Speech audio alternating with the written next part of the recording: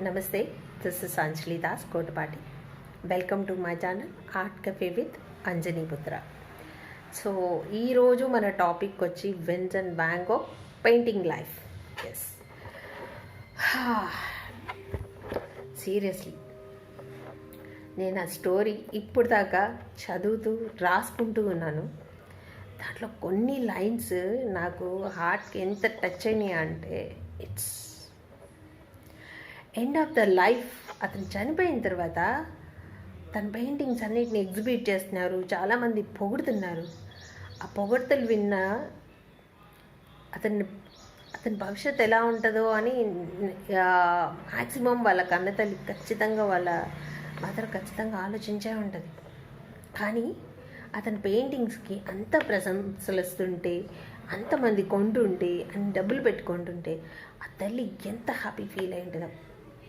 So ఆ ఒక్క పదం, ఒకే ఒక్క మాట, నా కొడుకు భవిష్యత్తుని చూడటానికి దేవుడు నన్ను ఇంకా బతికించాడు అన్న ఒక్క మాట నేను దాంట్లో చూసినప్పుడు ఐ ఫీల్ వెరీ, ఒకలాంటి ఎమోషనల్కి గురయ్యాను ఆ పదం చదువుతుంటే. నిజంగా మా మదర్ కూడా నన్ను ఆర్ట్ ఫీల్డ్లో పంపించడానికి ఆలోచించి పంపించారు. కానీ నేను పెయింటింగ్స్ వస్తుంటే చాలా హ్యాపీ ఫీల్ అయ్యాను. సో ఉన్నప్పుడు ఆయన హ్యాపీగా లేడు, తన పెయింటింగ్స్ ఎవరు కొనట్లేదన్న ఆవేదనతో చనిపోయాడు. చనిపోయిన తర్వాత వాళ్ళ తల్లి ఆ ఆనందాన్ని అనుభవించింది చూసారా. ఒక తల్లి కొడుకు ప్రయోజకుడైన తర్వాత చూసి ఆనందపడతారనమాట. వాళ్ళు చూసినప్పుడు కాదు, వాళ్ళు ప్రయోజకులు అయినప్పుడు హ్యాపీ ఫీల్ అవుతారు. సో చనిపోయిన కొడుకు పెయింటింగ్స్ అంతమంది పొగుడుతుంటే ఆ తల్లి ఎంత హ్యాపీ ఫీల్ అయిందో, ఎలా ఏడ్చిందో మనకైతే తెలియదు. సో వాన్ గోగ్ గారి స్టోరీకి వెళ్దాం. సో ఇప్పుడు నేను ఎమోషన్ అయిపోతాను. సో నేను ఆల్రెడీ ఎమోషన్ అయిపోయా. సో చూద్దామండి. సో 88 వాళ్ళు చర్చ్ వాళ్ళు ఫాదర్గా రిజెక్ట్ చేసిన తర్వాత 88లో ఆర్ట్ లైఫ్ని స్టార్ట్ చేశారు అనమాట. అది చాలా చిన్న జర్నీ. ఆయన ఆర్ట్ లైఫ్ అనేది 4 years డ్రాయింగ్, ఇంకా 6 years పెయింటింగ్ మీద, టోటల్గా పెయింటింగ్ మీద అంటే మెలకువలు నేర్చుకోవడానికి ఒక 4 years జరిపింది. ఆ టైంలో డ్రాయింగ్స్, వాటర్ కలర్స్ చేస్తూ ఉన్నాడనమాట. సో టాపిక్స్ మీద చేయడానికి ఆయనకి 3 years పట్టిందనమాట. సో ఫస్ట్ టైము ఆయన 1882లో ఆయిల్ పెయింటింగ్ని సమ్మర్లో స్టార్ట్ చేశారనమాట. 82లో మే ఏప్రిల్ ఆ టైంలో ఆయిల్ పెయింటింగ్ మీద ప్రయోగం చేశాడు. స్టార్ట్ కాదు, ఫస్ట్ టైం. తర్వాత అతను ఏం చేశాడంటే వాళ్ళ ఫాదర్తో కలిపి బ్రసెల్లోకి వెళ్ళి కొన్ని ల్యాండ్స్కేప్స్, అక్కడ ఉన్న కొంతమంది ఎవరైతే పొలాల్లో పనిచేసే వాళ్ళు ఉన్నారు కదా, వాళ్ళని గమనించడం, అంటే వెళ్ళి ల్యాండ్స్కేప్స్ వేయడం చూసుకున్నాడు అనమాట. చేశాడు కొన్ని. అలా బ్రెజిల్లో కొన్ని టెక్నిక్స్ నేర్చుకోవడానికి నాకు ఆర్థికంగా సహాయం చేయమని థియోను అడుగుతాడు వాన్ గోగ్. ఆ తర్వాత ఆయన సహాయం చేయడం, ఆయన ఇంకా మెరుగైన శిక్షణ సాధించడం జరుగుతుంది. అప్పుడు కొన్ని బుక్స్ కొంటాడు. ఆ బుక్స్ ఏంటంటే డ్రాయింగ్లో నైపుణ్యం సాధించడానికని కొంతమంది ఆర్టిస్ట్ బుక్స్ కొంటాడనమాట. ఆ బుక్స్ ఏ ఆర్టిస్ట్ బుక్స్ అంటే మనం ఫస్ట్లోనే చెప్పుకున్నాం, జిన్ ఫ్రాంకోయిస్ మిల్లో, అలాగే చార్లెస్ బక్. వీళ్ళిద్దరు రచించిన ఒక 2 పుస్తకాలని ఆయన కొనడం జరిగింది. దాంట్లోని డ్రాయింగ్స్, పెయింటింగ్స్ ఈయన బాగా అబ్జర్వ్ చేశారు. మీరు వీళ్ళిద్దరు పెయింటింగ్స్ చూసినట్లయితే వాన్ గోగ్ మీద వీరు ఎంత ఇన్ఫ్లుయెన్స్ చేశారు అనేది మీకు తెలిసిపోతుంది. సేమ్ టాపిక్స్ ఉంటాయి మ్యాక్సిమం. వాళ్ళు కూడా గ్రీనరీ మీద ఎక్కువ చేశారు, పొలాల్లో పనిచేసే వాళ్ళ మీద ఎక్కువ పెయింటింగ్స్ చేశాడు. ఈయన కూడా అలాగే చేశాడు అనమాట. 1881 చివరిలో డచ్ ల్యాండ్స్కేపర్ ఆంటోనీ మావ్తో కలిసి ఈయన ల్యాండ్స్కేప్ పెయింటింగ్ వేయడానికి 3 నెలలు బయట ఊర్లలో అన్నిట్లో ప్రయాణం చేశారనమాట. అతను కొన్ని మ్యూజియంస్ని సందర్శించాడు, అక్కడ కొంతమంది ఆర్టిస్ట్ని కలిశాడు, వాళ్ళు ఏ టాపిక్స్ చేస్తున్నారు అని తెలుసుకున్నాడు, వాళ్ళ కళా సంచిని గమనించాడు. ఇప్పుడు ఒక పెయింటింగ్ చూస్తే సరిపోదు, దాంట్లో ఎందుకు ఏంటి అనేది ఒక తెలుసుకోవాలన్నమాట. పెయింటింగ్ చూడగానే కొన్ని అర్థమవుతాయి, కొన్ని అర్థం కావు. సో అర్థం కానిది ఏ ఏ ఏ కాన్సెప్ట్ మీద వేశారని అడుగుతారు కదా, అలాంటివి కొన్ని టెక్నిక్స్ కానీ వాళ్ళతో ఎదుటి వాళ్ళని ఎలా కన్విన్స్ చేయగలుగుతాం అనే కొన్ని విధానాలు కానీ ఆయన నేర్చుకోవడం జరిగింది. ఆ తర్వాత 83లో ప్రకృతిలో ఒంటరిగా గలపడానికని ఉత్తర నెదర్లాండ్లోని వివిక్త భాగం అంట, అదేందో నాకు తెలీదు. సో డ్రెంట్కు వెళ్ళాడనమాట. అక్కడ కొంతమంది కళాకారులు కలిసి అందరితో కలిసి మొత్తం ఒక టూర్ లాగా చెప్పాను కదా, 3-4 months. 85లో ఏం జరిగిందంటే మన పొటాటో ఈటర్స్ అనే పెయింటింగ్ని స్టార్ట్ చేశాడు. దీనికి ఇన్స్పిరేషన్ ఏంటంటే బొగ్గు గనుల్లో పనిచేసే కొంతమంది కార్మికులు, అలాగే పొలాల్లో పనిచేసే ఒక పేద కుటుంబం. ఆ కుటుంబం ఏం చేసిందంటే తినడానికి తిండి లేక ఆకలితోటి మొత్తం కలిసి ఫ్యామిలీ మొత్తం ఆ బంగాళదుంపలు ఉడకబెట్టుకొని వాటి తింటారనమాట. సో ఆ సిచ్యువేషన్ చూసిన అయినా మీరు కనుక ఆ పెయింటింగ్ గమనిస్తే టోటల్గా వాళ్ళ ఫేస్లో ఉన్న ఫీలింగ్స్, వాళ్ళు సాడ్గా కూర్చోవడం కానీ, ఆ మురికి చేతులు కానీ అన్నీ ఆయన గమనించి ఆ డార్క్ అనేది వేసేసారు. నేను చూపిస్తాను టోటల్గా ఎలా చేయాలి ఏంటి మొత్తం అన్నీ, అంటే ఎలా చేశారు అనేది మీకు క్లియర్గా నేను చూపించడం జరుగుతుంది. తర్వాత ఇక్కడ ఏం చేశాడంటే ఆ పొటాటో ఈటర్స్ పెయింటింగ్ చేసేటప్పుడు పొటాటో ఈటర్స్ పెయింటింగ్ చేస్తున్నాననేసి థియోకి లెటర్ రాస్తాడనమాట. థియో దాన్ని చూసి అసంతృప్తి వ్యక్తం చేస్తాడు. ఇప్పుడు ఇంప్రెషనిస్ట్ పెయింటింగ్స్కి మంచి పలుకుబడి ఉంది, నువ్వు ఈ పెయింటింగ్స్ చేస్తే ఎలా అనేసి ఒక మాట అంటాడనమాట. అందుకని థియో మాటను పట్టించుకొని ఈయన ప్యారిస్కి బయలుదేరి నీ ఇంట్లో ఉంటాను అని అడిగినప్పుడు థియో అయితే అతన్ని ఆయన ఇంటికి తీసుకెళ్ళకుండా హోటల్లో పెడతాడు. సో దానికి కూడా ఆయన బాధపడతారనమాట, నన్ను ఇంటికి తీసుకెళ్లకుండా అక్కడెక్కడో పెట్టేసా అనేసి. ఆ తర్వాత ఏం జరుగుతుందంటే ఆ సోదరుడి ఆయన అంగీకరించడం తీసుకుని వెళ్తాడనమాట. అప్పుడు అక్కడికి వెళ్ళి అక్కడ ఒక మ్యూజియంలో ఇంప్రెషనిస్ట్ పెయింటింగ్స్ని చూస్తాడు. కొంతమంది ఇంప్రెషనిస్ట్ ఆర్టిస్టులు కూడా కలవడం జరుగుతుందన్నమాట. కలిసాడు కొంతమంది అప్పుడున్న వాళ్ళ అభిరుచి ఏంటి, అప్పుడు లైట్స్, ఆ కలర్స్, ఆ కలర్ టింట్స్ అండ్ ఆ లైటింగ్ ఆయనకు బాగా నచ్చింది. ఈ కలర్ టింట్ ఎందుకంటే వాళ్ళు అబ్జర్వేషన్ ఎక్కువ ఉంటుంది, కలర్స్ మీద ఎక్కువ టింట్ షేడ్ ఎక్కువ ఉంటుంది అనమాట, లైటింగ్ ఎక్కువ ఉంటుంది ఇంప్రెషనిస్ట్ పెయింటింగ్లో. సో పర్టికులర్ టైమింగ్ మెన్షన్ చేసుకొని వాళ్ళు పెయింటింగ్స్ వేయడం జరుగుతుందన్నమాట. ఇప్పుడు మార్నింగ్ అనుకోండి, మార్నింగ్ ఒక పర్టికులర్ టైం అనమాట, 8 to 9. ఆ రోజు ఎంతవరకు 8 to 9 లోపల ఎంతవరకు పెయింటింగ్ అయింది అంతవరకు పెయింటింగ్ వచ్చేసి మళ్ళీ నెక్స్ట్ టైం 8 to 9. అలాగా ఇక్కడ దేని మీద డిపెండ్ అవుతుందంటే పెయింటింగ్ సన్లైట్ మీద. సో లైట్కి ఎక్కువ ఇంపార్టెన్స్ ఇచ్చాను అనమాట. సో ఆ కాన్సెప్ట్ ఈయనకి నచ్చింది. ఆ తర్వాత ఈయన టొసోల్, లాట్రిన్ అండ్ కెమిల్లో పిసారే ఇందరూ కలిసి వర్క్ చేయడం స్టార్ట్ చేశారు. ఒక స్టూడియో తీసుకొని వర్క్ చేయడం స్టార్ట్ చేశారు. ఆ వర్క్ చేసేటప్పుడు ఏంటంటే వీళ్ళు డబ్బును ఆదా చేద్దామని చెప్పేసి మోడల్స్ లేకుండా వాళ్ళే మోడల్స్గా కూర్చొని పెయింటింగ్స్ వేయడం స్టార్ట్ చేశారనమాట.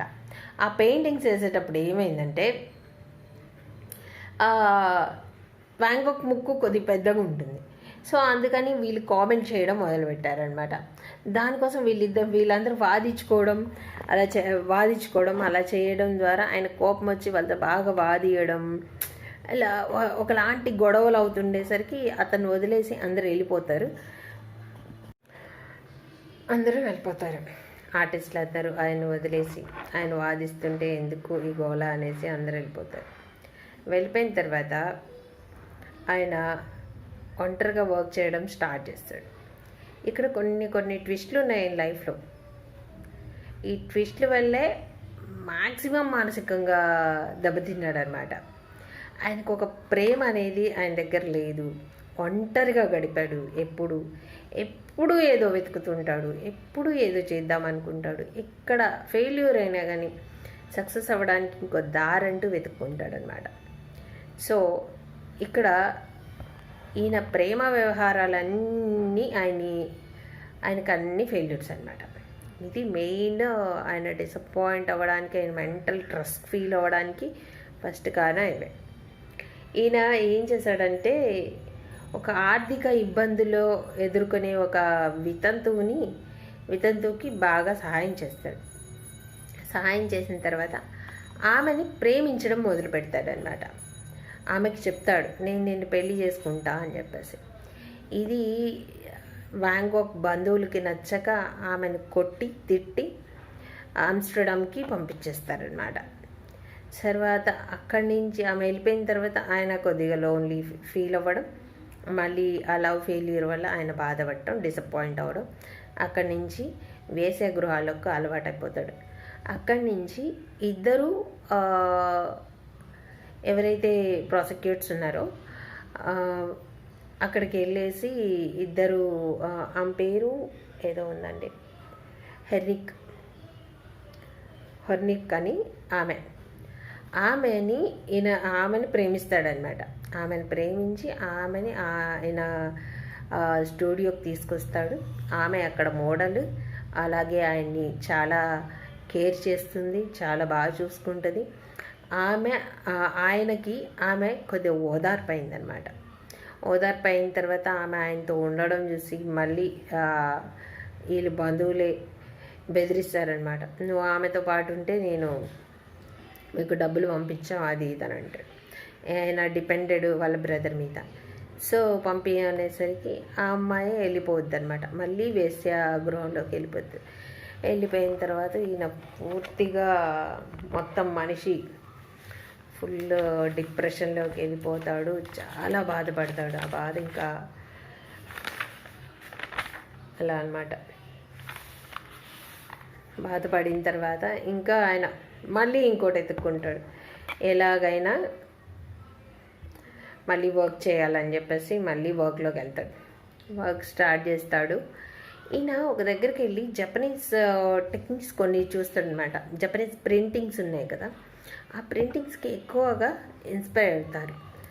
సో ఎక్కడ ఏ డిస్పాయింట్ వచ్చినా ఏది వచ్చినా దాన్ని మర్చిపోవడానికి ఆయనకున్న ఒకే ఒక మంత్రం పెయింటింగ్, ఒకే ఒక పద్ధతి పెయింటింగ్. సో ఇంకా ముందు కొన్ని చాలా క్రిటికల్ సిచ్యువేషన్స్ జరుగుతాయి, కానీ పెయింటింగ్స్ మాత్రం ఆయన వదిలిపెట్టలేదన్నమాట. ఈ జపనీస్ ఆర్టిస్ట్ని ఫాలో అప్ చేయడం, వాళ్ళని చూడడం, వాళ్ళ పెయింటింగ్స్ చూడడం, ఇవన్నీ జపనీస్ పెయింటింగ్స్లో కొన్ని ఆధ్యాత్మికమైన సిచ్యువేషన్స్ కానీ ఫిలసాఫికల్గా వెళ్తూ ఉంటాయి అన్నమాట. సో వాటిని ఎక్కువ అభిమానించాడు. ఎందుకంటే పీస్ఫుల్గా ఉన్నాడు, ఒక దైవాన్ దగ్గరగా ఉండాలి అని అనుకుంటున్నాడు, ప్రశాంతని కోరుకుంటున్నాడు. కాబట్టి ఆ పెయింటింగ్స్ని ఈయన ఎక్కువ ఇష్టపడటం, ఆధ్యాత్మిక విధానంలోకి వెళ్ళిపోదామన్న ఒక ఆలోచనతో ఉన్నాడు. అయితే ఇక్కడేమో అర్లెస్ అనే గ్రామానికి వెళ్దామని డిసైడ్ అవుతాడు. కానీ లాట్రిక్ అండ్ టొసాల్స్ వీళ్ళిద్దరు చెప్తారనమాట, అది జపనీస్ వెలుగులాగా ఉంటుంది, జపాన్లో ఉన్న కాంతిలాగా ఉంటుంది. అంటే జపాన్ పెయింటింగ్స్లో ఒక టైప్ ఆఫ్ డార్క్నెస్ ఉంటుంది, డల్గా ఉంటాయి, ఎక్కువ బ్రైట్గా ఏమి ఉండవు అని. ఇంత కాంతి అంటే ఇంప్రెషనిస్ట్ పెయింటింగ్స్కి జపనీస్ టెక్నిక్ పెయింటింగ్స్కి చాలా డిఫరెన్స్ ఉందన్నమాట. ఆ డిఫరెన్స్ చెప్తారు వీళ్ళు. తర్వాత ఫిబ్రవరి 1880లో ప్యారిస్లో దక్షిణంగా 88లో ఇతను దక్షిణంగా వెళ్ళే ఆ రైల్లో ఎక్కడం జరుగుతుంది అనమాట. వెళ్ళిన తర్వాత అక్కడ వెళ్ళిపోయి అక్కడ ఒక ఎల్లో హౌస్ చూస్తాడు ఆ ట్రైన్లో వెళ్ళేటప్పుడు. So yellow house paintings start చేస్తాను అనమాట. ఈయన పెయింటింగ్ గురించి నేను ఇంకొక వీడియోలో చెప్తానండి. పెయింటింగ్కి ఇదిగానే ఉంది కానీ నేను ఇంకొక వీడియోలో స్పెషల్గా దీనికోసం చెప్పాలని నేను అనుకున్నాను. ఓకే, ఈయన స్టారింగ్ నైట్ 88లో నా స్టారింగ్ హైట్, అలాగే బెడ్రూము, ఇంకా కొన్ని పెయింటింగ్స్ చేశాడు 88, 89లో అనమాట. సో హెవీగా వర్క్ చేసేవాడు. హెవీగా ఎందుకు? He want to forget past. So ఆ పాస్ట్ ఏదైతే ఉందో అది మర్చిపోవాలి కాబట్టి బాగా హెవీగా వర్క్ చేయడం, చాలా వేగవంతంగా, అంత వేగవంతంగా చేయొద్దని వాళ్ళ ఫ్రెండ్ గాగ్విన్ చెప్పినా కానీ లేదు, ఆయన పాటకు ఆయన వర్క్ చేసుకుంటానే పోతుంటారు. మీరు కనుక చూస్తే ఆయన పోర్ట్రైట్లో కనుక మీరు చూస్తే ఆ బ్రెస్ట్ స్ట్రోక్స్ అండి, అసలు ఎంత ఓపిక ఉండాలి, ఎంత వేగంగా వర్క్ చేసి ఉండాలి. నాకైతే అవి ఒక వేవ్స్ లాగే అనిపించినాయి. మీకు అవి చూపిస్తాను. Mild breast strokes. మనం మినేచర్ పెయింటింగ్స్ చూస్తాం కదా, అంత మినేచర్ పెయింటింగ్ బ్రెస్ట్ స్ట్రోక్స్ అన్నా అయి ఉండాలి. లేకపోతే మొత్తం క్యాన్వాస్ మీద అదేంటి కలర్ పిండేసి మొత్తం రిమూవ్ చేస్తూ అన్నా ఉండాలి. ఈ రెండిట్లో ఏదో ఒకటి ఉండాలి. నాకైతే కరెక్ట్ కనపడలేదు. అయితే ఆ వేగవంతంగా వర్క్ చేయడం వల్ల ఏమైందంటే నిరంతరం కొద్దిగా స్వల్పంగా ఆయన అనారోగ్యానికి గురయ్యాడనమాట. ఈ థియోకి అతని అనారోగ్యం పట్ల చాలా ఆందోళన ఉంది. ఏం చేశాడు, గాగ్విన్కి కొద్దిగా డబ్బులు ఇచ్చేసి తన్ని వ్యాన్ గాగ్ని చూసుకోమని కొంత డబ్బులు ఇచ్చి పంపిస్తాడనమాట. సో కానీ ఆయన అతని దగ్గర ఉండి అతన్ని చూసుకుంటాడు. కానీ ఆయన మాట్లాడే మాటలకు కానీ, ఆయన వాదించే విధానానికి కానీ తరచూ గొడవలు అవుతుండే. ఒకరోజు ఏమైందంటే గాగ్విన్ ఇంట్లోంచి నైట్ వెళ్తూ ఉంటాడు. ఆ చీకట్లో ఆ చెట్లలోకి నడుచుకుంటూ వెళ్తుంటే ఆయన్ని ఫాలో చేస్తాడు వ్యాన్ గాగ్. ఫాలో ఎలా చేస్తాడు, అతను ఎటు తిరిగాడు, అతని చుట్టూ తిరుగుతూ ఉన్నాడు. గాగ్విన్ అతని చేతిలో రేజర్ ఉండడం గమనిస్తాడనమాట. గమనించి ఆయన ఒక్క నిమిషం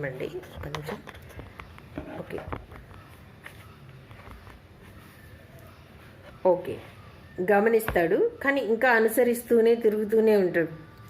ఆయన ఏం చేస్తాడు, మరి పారిపోయాడో ఏమో సంథింగ్. ఏమైందంటే వ్యాన్ గాగ్ చెవినే కోసేసుకొని దాన్ని చేతిలో పట్టుకొని వెళ్తూ ఒక వేశ్య గృహంలోకి వెళ్ళి అక్కడ ఉన్న ఒక ఆమెకి ఇస్తాడనమాట. ఈ వస్తువుని జాగ్రత్తగా కాపాడని ఇచ్చేస్తాడు. ఇచ్చి మళ్ళీ సేమ్ అతని రూమ్కి వచ్చి అక్కడ పడిపోతాడనమాట. పోలీసులు ఉండేసి అక్కడ పోలీసులు వెళ్తారు అతని రూమ్కి వెళ్ళేసి అక్కడ చూస్తే అతను రక్తపు మడుగులో పడుకుంటాడు ఆ క్యాన్వాస్ పక్కన. ఆయన చూసి వాళ్ళందరూ చూసి ఆయన హాస్పిటల్స్కి, ఆయన ఎందుకు అలా ప్రవర్తించాడంటే టర్పెంట్ ఆయిల్ ఒక కలర్ తీసుకొని, ఒక ట్యూబ్లో కలర్ తీసుకొని టర్పెంట్ ఆయిల్ దాని మీద వేసుకొని తినేశాడు. సో అందుకని ఆయన అలా బిహేవ్ చేశాడు అనమాట. సో ఆయన ఉండేసి ఒక హాస్పిటల్లో జాయిన్ చేయడం, రక్తం మడుగులో ఉన్న అతన్ని అక్కడ ఉన్న పోలీసులు గమనించి అతన్ని ఒక హాస్పిటల్లో చేర్పిస్తారనమాట. సో చేర్పించిన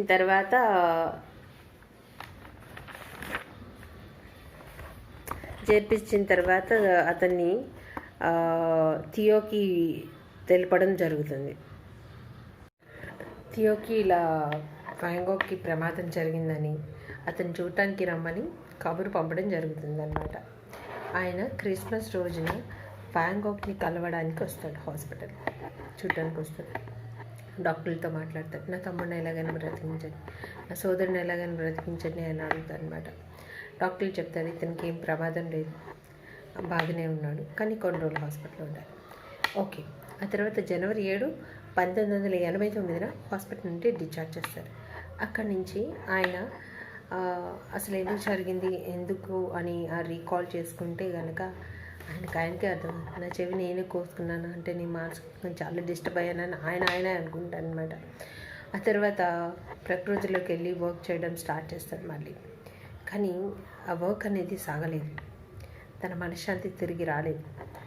ఏం చేయాలి, అక్కడ వ్యాంగోక్తో వర్క్ చేస్తున్నప్పుడు నీ పెయింటింగ్ బాగుందా, నా పెయింటింగ్ పాల్ గాగిన్తో వర్క్ చేసినప్పుడు నీ పెయింటింగ్ బాగుందా, నా పెయింటింగ్ బాగుందా అన్నప్పుడు వాళ్ళు అందరూ గాగ్విన్ పెయింటింగ్స్నే ఎక్కువగా పొగట్టడం జరుగుతుంది. అక్కడ వాళ్ళకి వాదన వస్తుంది అనమాట. ఆ డిప్రెషన్లో, ఆ వర్క్ ప్రెషర్లో ఆయన టర్పెంటైన్ ఒక కలర్ తీసుకొని టర్పెంటైన్ దాంట్లో సిప్ చేసుకొని తిన్నాడు అని ఒక సైట్లో రాసింది. నేను నచ్చదు అది ఏం కలరు ఏంటి అనేది నాకు తెలియదు. దానివల్ల ఈ ప్రమాదం జరిగింది అని రాయడం జరిగింది అనమాట. దాన్ని మీకు చెప్తున్నాను. సో ఇక్కడ అర్లెస్ ప్రజలు ఆయన నివసిస్తున్న ఒక ఇంటిలో దగ్గర ప్రజలందరూ కలిసి అర్లెస్ ప్రజలందరూ కలిసి అధికారులకి ఒక పిటిషన్ పెడతారు. ఏం పిటిషన్? ఇతను చాలా ప్రమాదకరమైన వాడు, మా ఇళ్ళ దగ్గర ఇతను వద్దు, ఈయన వల్ల మాకు అందరికీ ప్రమాదం ఉందని చెప్పేసి ఒక లెటర్ రాస్తారు, ఒక పిటిషన్ పెడతారు. అది విన్న ఇతను తనకి తానే వెళ్ళిపోయి ఒక హాస్పిటల్లో జాయిన్ అయిపోతాడు అనమాట, మెంటల్ హాస్పిటల్లో. అక్కడ అది మనం అది విన్నప్పుడు మనం ఎంత బాధపడతాం. అలా అతను ఆ బాధతో వెళ్ళిపోయి మే 8న అతను ఆసుపత్రి తోటలోని మే 8, 1889. సో అక్కడ కూడా పెయింటింగ్ వదలకుండా హాస్పిటల్లోని తోటలు నవంబర్లో 1889 బ్రసెల్లోలో తన చిత్రాలు ప్రదర్శించడానికి 1889 నవంబర్లో తన చిత్రాలు ప్రదర్శించడానికి అని చెప్పేసి ఒక గ్యాలరీకి ఆయన ఆర్ట్ వర్క్స్ ఇస్తాడు. ఏం ఆర్ట్ వర్క్స్? దాంట్లో ఐరిసెస్ అండ్ స్టారీ నైట్ ఇంకా మరో 6 చిత్రాలు కూడా ఇవ్వడం జరుగుతుంది. జనవరి 31, 1990న థియోకి కొడుకు పుడతాడు. ఆ కొడుకు పేరు Vincent Willem van Gogh. So వాళ్ళ సోదరుడి పేరే పెట్టుకుంటాడనమాట ఆయన. అంటే ఆయనకి ఎంత ప్రేమో ఆయన అంటే. ఈ సమయంలో అతను అర్లెస్ అంటే ప్యారిస్కి 20 కిలోమీటర్స్ దూరంలో ఉన్న అర్లెస్ అనే ప్రాంతంలో ఒక డాక్టర్ని అడుగుతాడనమాట, తన సోదరుని మీ దగ్గర జాయిన్ చేసుకోండి అని. ఆయన మానసిక వైద్యుడు. సో ఆయన పేరు పాల్ గచెట్. ఈయన రోగిగా చేర్చుకోవడానికి, వాన్ గాగ్ని రోగిగా చేర్చుకోవడానికి అంగీకరిస్తాడు అనమాట. సో అక్కడికి తీసుకెళ్ళి వదులుతాడు. ఎవరు? థియో. సో ఆయన ప్రత్యేకంగా వెళ్ళి అతన్ని ఆహ్వానించి, అతనికి కూడా పెయింటింగ్స్ అంతే ఇష్టం అనమాట. ప్రత్యేకమైన ఒక ఇంట్రెస్ట్ చూపించి అతని దగ్గరే ఉండి అతనికి ఏమేం కావాలో అవన్నీ చూసుకోవడం. ఆయనకి ఒక స్పెషల్గా ఒక రూమ్ డిజైన్ చేసి ఆయనకి క్యాన్వస్లు, పెయింటింగ్స్ అన్నీ పెట్టుకొని తను వర్క్ చేసుకోవడానికి. అక్కడ ఉన్న వాళ్ళందరికీ ఒక రూల్ అయితే వాన్ గాగ్ గారికి ఒక రూల్ అనమాట. ఆయన ఎప్పుడు కావాలంటే అప్పుడు బయటకు వెళ్ళొచ్చు, లోపల రావచ్చు, వర్క్ చేసుకోవచ్చు, ఏదైనా చేసుకోవచ్చు అనమాట. ఆయనకు ఆ ఫ్రీడమ్ ఇచ్చారనమాట. ఎందుకంటే అతనిలోని మార్పు తీసుకురావడానికి ఆయన ప్రత్యేకమైన శ్రద్ధ వహించారనమాట. ఆయన అక్కడే ఉండి స్టారీ నైట్ పెయింటింగ్ వేశాడు. ఇంకా కొన్ని పెయింటింగ్స్ చేయడం జరిగింది. అక్కడ చాలా పోర్ట్రైట్స్ కూడా వేశారు. ఇంకోటి ఏంటంటే ఆయన చెవి కోసుకున్నారు కదా వాన్ గాగ్, దాన్ని కూడా సెల్ఫ్ పోర్ట్రైట్ వేసుకున్నాడు. ఇంకోటి ఓకే, ఇక్కడ మరణం. సో జూలై 27, 1890 ఉదయం అవుతుంది. పెయింటింగ్ వేయడానికని స్టూడియోలోకి తన రూమ్లోకి వెళ్ళాడు. ఒక పిస్టల్తో సహా వెళ్ళి తనకు తానే గుండెల్లో కాల్చుకొని పడిపోయాడనమాట. అక్కడ రక్తంలో ఉన్న అతన్ని చూసి అక్కడ సిబ్బంది, డాక్టర్లు వాళ్ళందరినీ కలిసి అతన్ని హాస్పిటల్ తీసుకెళ్ళడం జరుగుతుందన్నమాట. సో ఆ గదిలోనే రక్తం అడుగులో కొట్టుకుంటాడు. వాన్ గాగ్ అసలు చావాలి అన్న డెసిషన్ ఎందుకు వచ్చాడంటే థియోకి కొడుకు పుడతాడు. సో అక్కడ ఆర్థిక విషయాల్లో అతను ఏం చేస్తాడంటే చాలా కఠినంగా వ్యవహరిస్తాడనమాట. ఆ టైంలో ఆ 6 monthsలో ఆర్థికంగా చాలా కఠినంగా వ్యవహరిస్తాడు. ఇంకోటి అతని పెయింటింగ్స్ అంత బాగలేవని సేల్ చేయడానికి ఈయన ఇష్టపడలేదని వాన్ గాగ్ భావిస్తాడనమాట. భావించి తనలో తాను కుమిలిపోతూ ఉంటాడు. ఇంకా నా భవిష్యత్తు ఏంది, అతను డబ్బులు పంపించకపోతే అతని లైఫ్ లేదు, ఆయన పెయింటింగ్స్ అమ్మకపోతే ఆయన లైఫ్ లేదు. సో ఈ రెండు నా లైఫ్ ఏమైద్ది అన్న ఆలోచనతో భయంతో ఏం చేయాలో అర్థం కాక తనకి తానే కాల్ చేసుకుంటాడు. మంచం మీద పడుకొని నెమ్మదిగా కళ్ళు తెరిచిన అతనికి థియో కనపడతాడనమాట. కనపడినప్పుడు నన్ను ఇంటికి తీసుకెళ్ళు అని అడుగుతాడు. ఆయన ఇంటికి తీసుకెళ్తాడు. ఇంట్లో 2 రోజుల తర్వాత థియో చేతుల్లోని ప్రాణాలు అర్పిస్తాడు, తన ప్రాణాలు విడిస్తాడు అనమాట. ఆ ఇద్దరు సోదరులు ఎంత అవినాభావ సంబంధం అంటే 6 months తర్వాత థియో కూడా చనిపోవడం జరుగుతుంది. ఇది థియో వాన్ గాగ్ గారి విషాద గాథ. మిస్టేక్స్ చాలా ఉన్నాయి, నాకు కొత్త కాబట్టి అలా వచ్చినాయి. ఈ విషాద గాథ నుంచి మనం నేర్చుకోవాల్సింది చాలా ఉంది, పెయింటింగ్స్ చాలా ఉంది. ఒక్కొక్క పెయింటింగ్కి ఆయన ఎక్స్ప్లెనేషన్ ఎక్స్ట్రాడినరీ. ఆయన ఏదైతే ఫీల్ అయ్యారో అది పెయింటింగ్లో వేయడం జరిగింది. సో ముఖ్యంగా స్టారీ నైట్, దాని గురించి నేను ఎక్స్ప్లెనేషన్ వేరే వీడియోలో ఇస్తాను. ఇప్పుడు ఇక్కడితో అయిపోలేదండి. జూలై 29, 1890లో ఈయన చనిపోయారనమాట. చనిపోయిన తర్వాత థియో చనిపోయాడు. వేరే దగ్గర ఆయన్ని ఖననం చేశారు. అతని భార్య ఏం చేస్తుందంటే 1914లో అతని అస్థికలు తీసుకొచ్చి, అదైతే మృతదేహం ఉందో ఆ అస్థికలు తీసుకొచ్చి వాన్ గాగ్ యొక్క సమాధి పక్కనే ఆయన ఆ సమాధి కట్టించింది అనమాట. సో ఇద్దరు ఒకే దగ్గర ఉంటారు అని ఆమె భావం. విడదీయరాని బంధం అంటే వాళ్ళిద్దరిది అనమాట, గ్రేట్ బ్రదర్స్. అండ్ కొన్ని పెయింటింగ్స్, ఆమె థియో వైఫ్ జనరల్, ఆ పేరు ఏదో ఉందండి, ఎక్కడో నోట్ చేశాను. సో యా,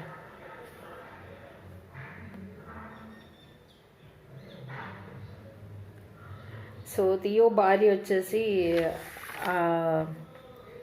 నేమ్ నేను మర్చిపోయినట్టున్నాను. సో ఓకే, ఆమె ఏం చేసిందంటే కొన్ని పెయింటింగ్స్ని, ఆమె మిగిలిన ఆ గ్యాలరీలోకి వెళ్ళిన పెయింటింగ్స్ని, ఆ లెటర్స్ని అన్నిటిని ఏం చేసిందంటే ఆమె సేల్ చేయడం మొదలుపెట్టింది అనమాట. ప్రచారం చేసింది బాగా ఆయన పెయింటింగ్స్. ఒక్కొక్క పెయింటింగ్ దాని గురించి ఎక్స్ప్లెనేషన్ వాళ్ళ బ్రదర్కి ఆయన లెటర్స్ ద్వారా చెప్పడం జరిగింది అనమాట. స్టారీ నైట్ ఎందుకు వేశాడు అనే దాని గురించి అక్కడ ఉన్న ఇన్ఫర్మేషన్ వాళ్ళ బ్రదర్కి రాసినందువల్లే స్టారీ నైట్ స్టోరీ తెలిసింది మనకి, లేకపోతే తెలియదు. ఆయన వాళ్ళ అన్నకి 2000 లెటర్స్ రాశారు, 2000 వర్క్స్ చేశారన్నమాట. సో 1991 పారిస్లో ఒక పెద్ద ప్రదర్శన జరిగింది. దాంట్లో వాన్ గాగ్ పెయింటింగ్స్ ఎలా అంటే ఒక గొప్ప కళ అనేసి ఒక మంచి పేరు వచ్చిందనమాట. సో ఆ కీర్తి విపరీతంగా పెరిగిపోయింది, అంత విస్తరించిపోయింది అనమాట. ఆ కళలో కొన్ని వాళ్ళ తల్లి ఏం చేసిందంటే వాళ్ళ పెయింటింగ్స్ ఉంటే ఆ డబ్బాలు అవన్నీ బయటపడేయడం, విసిరేయడం, అలా కలసుకొని పడిపోయి కొన్ని అనేది పాడైపోయినాయి. మిగతా అవన్నీ కూడా కొన్ని పారిస్ ఆమ్స్టర్డామ్ మ్యూజియంలో ఉన్నాయి. ఇంకా ఓకే, నేను ఫస్ట్లో చూసేటప్పుడు 1991 పారిస్లో ఒక ప్రదర్శన జరిగింది. ఆ ప్రదర్శనలో విన్సెంట్ వాన్ గాగ్ పెయింటింగ్స్ 71 ప్రదర్శించబడ్డాయి అన్నమాట. 71 పెయింటింగ్స్ ఆయనకి పారిస్ ప్రదర్శనలో ప్రదర్శింపబడ్డాయి. సో అక్కడ విమర్శకులు కూడా ప్రశంసించేంతగా ఆ పెయింటింగ్స్ ఉన్నాయి. సో అటువంటి పెయింటింగ్స్ను మహా మేధావులు పొగుడుతుంటే వాన్ గాగ్ తల్లి అది చూసి చాలా ఆనందపడిపోయింది. సో చనిపోయిన కొడుకు కీర్తి ప్రపంచాల్లో పాకుతుంటే ఆమెకి ఎంత ఆనందంగా ఉంటుంది. నిజంగా ఆ రోజు చాలా హ్యాపీగా ఫీల్ అవుతుంది చనిపోయిన కొడుకుని తలుచుకొని. నా కొడుకు ఇంత గొప్పవాడా అని అనుకొని ఉంటుంది. బతుకున్నప్పుడు ఆయన వీళ్ళకి తెలియలేదు, మనకే తెలియలేదు, ఆయనకే తెలియలేదు. మీరు ఆమ్స్టర్డామ్ మ్యూజియంలోకి వెళ్తే డోర్ తీయగానే వ్యాంగాక్ ఫోటో ఉంటుందండి. వ్యాంగాక్ ఫోటో, అదే వ్యాంగాక్ చూసుకొని ఉంటే ఎంత హ్యాపీ ఫీల్ అయి ఉంటాడో, ఎంత ఆనందించేవాడు. కానీ ఆయన బ్రతికింది ఒక పేదరికంలో, చనిపోయింది డబ్బులు దొరకవని, తన అన్న పట్టించుకోవడానికి, తనకి భవిష్యత్తే కనపడలేదు, తనకి తానే ప్రాణం తీసుకున్నాడు. అలా ఎంతోమంది ఆర్టిస్టులు, ఎంతోమంది టాలెంటెడ్ పర్సన్ చనిపోవడం జరుగుతుంది. మన ఏ ఇండస్ట్రీలో అయినా బ్యాక్ ఎవరో ఒకళ్ళు ఉంటేనే పైకి వస్తారు. డబ్బు లేకున్నా, ఎంత టాలెంట్ ఉన్నా పైకి రారు కూడా. సో అలా టాలెంట్స్ చాలామంది ఉన్నారు. ఆ టాలెంట్స్ అన్నిటినీ నేను తీసుకొస్తాను, మీ అందరికీ చెప్తాను. సో ఆ టాలెంటెడ్ పర్సన్స్ ఎవరు, ఆ పెయింటర్స్ ఎవరు, నేను కాంటెంపరీ ఆర్టిస్టుల గురించి కూడా చెప్తాను. ఈ వీడియో ఇక్కడ అయిపోలేదు, ప్లీజ్ నోట్ దిస్ పాయింట్. ఈ వీడియో ఇక్కడ అయిపోలేదు. సో నేను ఇక్కడి నుంచి ఆమ్స్టర్డామ్ వ్యాంగాక్ మ్యూజియంకి తీసుకెళ్తాను. నేను ఇంకో వీడియోలో ఫ్లోర్స్, ఎన్ని ఫ్లోర్స్ ఉన్నాయి, ఆ మ్యూజియంలో ఎన్ని ఫ్లోర్స్ ఉన్నాయి, ఎన్ని పెయింటింగ్స్ ఉన్నాయి, ఏ ఫ్లోర్లో ఏ పెయింటింగ్స్ ఉన్నాయి, అవన్నీ మీకు డీటెయిల్స్ చెప్తాను. అలాగే ఆయన వేసిన ఒక్కొక్క పెయింటింగ్ ఎందుకోసం వేశాడు, ఆయన ఏ కాన్సెప్ట్ మీద ఆలోచించుకేం వేశాడు, ఆ టైంలో ఏం ఆలోచించి వేశాడు అనే దాని గురించి కూడా చెప్తాను. ఆయన కలర్స్ ఎందుకు యూజ్ చేశాడో కూడా చెప్తాను. సో ఆయన ఎవరిని ఇన్స్పిరేట్ అయ్యాడు కూడా చెప్తాను. సో వీటన్నిటి కోసం నేను ఇంకొక వీడియో చేయక తప్పదు. సో ప్లీజ్ ఆ వీడియో కూడా చూడండి. Beautiful paintings, starry night explanation extraordinary, నాకైతే బాగా నచ్చింది. ఇందులోనే ఉంది కానీ ఇది 30 minutes అయిపోయింది. సో ఐ కెన్ డూ, మీకు అది మంచి ఇది ఇస్తాను. నేను యాప్స్ కొన్ని డౌన్లోడ్ చేసుకుంటున్నాను. సో వీడియోస్ మీకు బ్రీఫ్ డీటెయిల్ వర్క్ చెప్తాను, డీటెయిల్గా మీకు ఎక్స్ప్లెయిన్ చేస్తాను ఆ పెయింటింగ్స్ గురించి. ఓకే, థ్యాంక్స్ అండి. సైనింగ్ ఆఫ్ టు అంజలి దాస్. ఈ వీడియో మీకు నచ్చితే లైక్ కొట్టండి. నాకు తెలుసు నేను చాలా మిస్టేక్స్ చేసింటాను, ఇది నా సెకండ్ వీడియో, అంటే సెకండ్ స్టోరీ. సో చాలా మిస్టేక్స్ చేసింటాను, నాకు అంత ఎక్స్పీరియన్స్ లేదు. కొన్ని ఏమైనా డేట్స్ మిస్ అయ్యి ఉంటే కనుక సారీ. ఇంకోటి నాకు ఇంగ్లీష్ సీరియస్లీ నాకు నేను అంత ప్రాపర్గా అది ఇంగ్లీష్లో, బట్ కానీ నేను ట్రై చేస్తున్నాను. మేబీ ఇంగ్లీష్ బాగా ఫ్లూయెంట్ అయితే మాత్రం ఇంగ్లీష్లో కూడా వీడియోస్ పెడతాను. ఇంకోటి ఈ నేమ్స్ ఏవైతే ఉన్నాయో మా రాము, కృష్ణు ఇదైతే చెప్తాను, ఫ్రాంక్లిన్, ఇంకా థియో, ఇంకా కొన్ని నేమ్స్ నాకు తిరగట్లేదండి, సారీ. కాకపోతే నాకు సబ్జెక్ట్ ఇంపార్టెంట్ కాబట్టి ఆ సబ్జెక్ట్ని పెట్టడం జరుగుతుంది. ఇంకోటి లైక్ కొట్టండి, వీలైతే మీ ఫ్రెండ్స్కి షేర్ చేయండి. మీకు నచ్చితే ఓ లైక్, నచ్చకపోయినా కానీ డిస్లైక్ కొట్టండి, కింద కామెంట్ బాక్స్లో పెట్టండి. నేనేం ఫీల్ అవును, ఎందుకంటే ఇది నేను చాలా ఎక్స్పీరియన్స్ ఏం లేదు, బేసిక్ నాలెడ్జ్తో పెడుతున్నాను. Thank you. అంటే ఈ టాపిక్ బేసిక్ నాలెడ్జ్ కాదండి, కొన్ని వీడియోస్ చూశాను, మూవీలో కొన్ని క్లిప్పింగ్స్ చూశాను, అలాగే ఒక్కొక్క రెండు వెబ్సైట్స్లో అలా వెతికాను. ఒక దగ్గరికి ఇంకో దగ్గరికి పోలిక లేదు, బట్ నాకు ఏది బెస్ట్ అనిపించిందో ఆ స్టోరీ తీసుకున్నాను. సో అది ఒకే దగ్గర కలెక్ట్ చేయలేదు, 2-3 దగ్గర కలెక్ట్ చేసి మీకు చెప్పడం జరుగుతుంది. Thank you so much. చాలా సబ్స్క్రిప్షన్స్ వచ్చినాయి. సో ఇంకా మీరు ఎవరైనా సబ్స్క్రైబ్ చేసుకోకపోతే సబ్స్క్రైబ్ చేసుకోండి, అలాగే మీ ఫ్రెండ్స్ కూడా అది చెప్పండి. ఇంకోటి వచ్చి ఓకే, థ్యాంక్ యూ. కొన్ని పెయింటింగ్స్ చూద్దాం ఈరోజు.